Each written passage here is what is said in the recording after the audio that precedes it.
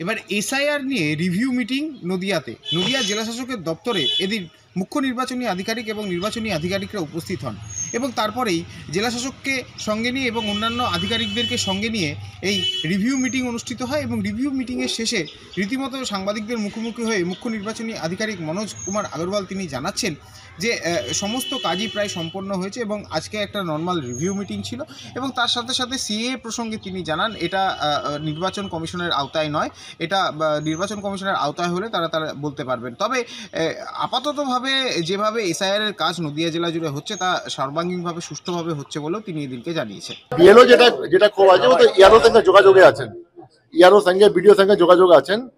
এখানে কোনো আলোচনা হয়নি, নাহলে না কোনো ইস্যু করে রেজ করেছে। হ্যাঁ, নদিয়া কাজ তো ভালোই চলছে।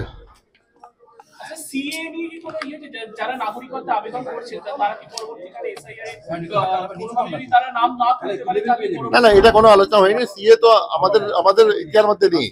সিএ তো এমএচএ ম্যাটার আছে, ইলেকশন কমিশন কোনো ম্যাটার নেই সিএ।